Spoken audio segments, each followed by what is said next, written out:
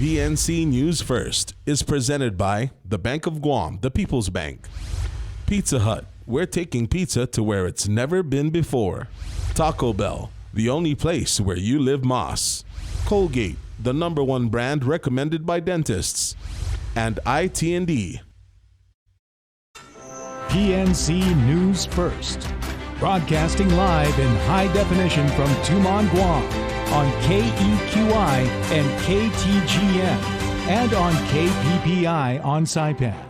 Here is your PNC News team. Half a day and good evening. You're watching PNC's News First. We're live from our broadcast center in Acanta. I'm Marcel Regis. Thanks for tuning in. Topping your news first tonight, it's been a week now since the State Historic Preservation Officer has been fired. But according to PNC's Amanda Dedicatoria, the governor has answered some of the questions about what will happen next. She files this report. Just a week after the removal of long-standing State Historic Preservation Officer Linda Uggan, Governor Lulian Guerrero says that she's currently in the process of looking for a qualified replacement, acknowledging concerns expressed by the public. I am appointing I'm looking at another person for acting SHPO that has experience in this work. So I should be able to firm that up tomorrow or Thursday. She said that while the acting director is in place, that she will call for resumes so that members of the Civil Service Commission can select a potential candidate to occupy a more permanent position. As for reappointing Linda Uggan, who is currently going through the appeals process with the commission, the governor says that a reappointment is a personnel issue that would ultimately fall on the commission. I have not thought about that. I have not, I want to look and see what is going to transpire through the process of the Civil Service Commission. So I'm not privy to any details. Amanda Dedicatoria, PNC News. For 3 consecutive years, the judiciary of Guam's budget has been status quo. And according to the third branch of government, they need to restore funding to support operations. Let's take a look at the report. $35.8 million is less money than they had last year.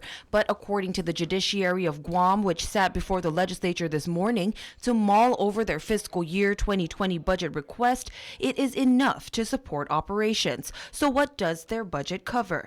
Judiciary Administrator of Courts Lizama walks us through the proposal. Our focus in fiscal year 2020 is to, with your collective support, fill critical vacancies within our branch, continue to fund our electronic monitoring program, among other contractual services, funding for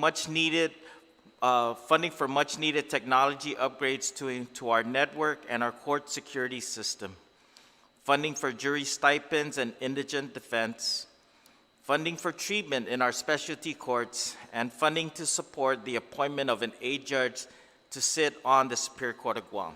Funding for operations was further broken down as the judiciary was indicated that hiring a new judicial officer and staff would cost $403,000, an additional $5,000 more than foreseen in fiscal year 2019. The electronic monitoring program is anticipated to cost over $200,000 less than fiscal year 2019 at $300,000.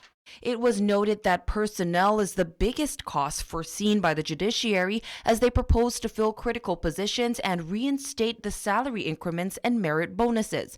According to the judiciary, while there is currently a freeze, they have not stopped the administrative process of completing performance evaluations of all judiciary employees. Our managers remain diligent this whole year to ensure that this is done. So, if reinstated, we can apply such prospectively. As mentioned, the funding also covers contractual services, some of which could be hampered if not properly funded. A number of important equipment purchases that need to be made as we have reached the end of life with some of them. Critical services will be hampered should we not proceed with the necessary purchase of hardware, software upgrades, and maintenance to support our network.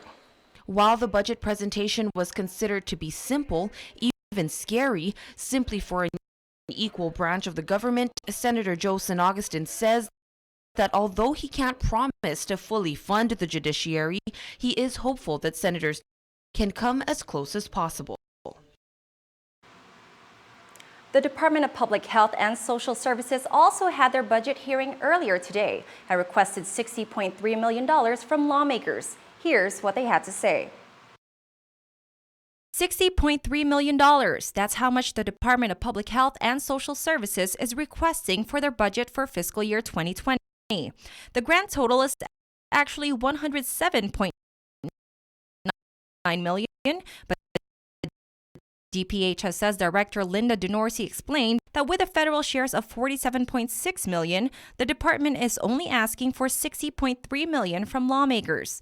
To break down the $60.3 million requested, $14.7 million will go towards personnel, $44.1 million for operations, $1.2 million for utilities, and $203,000 for capital outlay. By division, the biggest part of the funding pie goes to the Division of Public Welfare, followed by the Division of Senior Citizens and the Division of Public Health. Now, where will funding come from? $49.8 million will come from the general fund, and $10.5 million will be taken from what's considered special revenue, such as the DPHSS Sanitary Inspection Revolving Fund and the Healthy Futures Fund, to name a few. Some of the critical issues that were reported by division heads include lack of physicians and nurses for the medical clinic in Mangilao, stating that there is only one physician working at Central Public Health, there are no OBGYNs or pediatricians, and there are not enough nurses to oversee all the different clinics, leading to children not getting the immunizations they need. $1.5 million for an electronic vital record system for the Office of Vital Statistics, which is responsible for registering, maintaining, and storing vital statistics, according to Chief Public Health Officer from the Division of Public Health, Dr. Susan Kaneshiro. The current system is on the brink of crashing. Lastly, $750,000 is needed for the new medical marijuana program, which will fund the 5 vacancies. Going back to the SHPO issue, the governor will request for a pause, but not exactly for the area requested by senators. Here's PNC's Joycelyn Atlig with more. Making the revelation on News Talk K57's Mornings with Patty, the governor expresses her decision to write to Rear Admiral Shoshana Chatfield of the Joint Region Marianas in hopes of stalling the clearing and construction of the military's proposed live fire training range complex, particularly the area surrounding the Hodson Lagu. No, it's not a pause for the entire project. The pause is related to the specific concerns that brought forward. I am very much firm on writing a letter to request for a pause on the work that's being done around the tree, the Ceranthus nelsoni. Okay. And also to follow the programmatic agreement processes of when artifacts or unexpected historic sites are uncovered, which is laid out in the programmatic agreement. And those are basically my 2 requests for the Admiral. However, it raises the question, why pause construction around the Hodson Lagu, particularly with the sickly state of the tree that experts have found to be beyond resuscitation or revival? According to a statement from local expert Dr. James McConnell, ornamental horticulture specialist at the University of Guam's College of Natural and Applied Sciences, quote, "The Northwest Field Retidian habitat does not appear to be a unique nor a special environment for Ceranthus. No seedlings around the mother tree have survived to maturity. In the approximately 50 years the tree was under observation. The Northwest Field area did not develop into a reproducing population in its undisturbed state. Because the area did not establish a population, this indicates that it is not a special environment nor unique environment for Ceranthus," end quote. The same sentiment was noted by Legislative Speaker Tina Muñoz Barnes. As we know, that tree has gone through a lot of heartache. I mean, it's about 80% diminished, if I'm not mistaken. But I do know that, as I said earlier, that there continues to be a study on that tree, that it's indigenous to Guam, and how important it is to us. I want you to know that it has gone through a lot of beatings.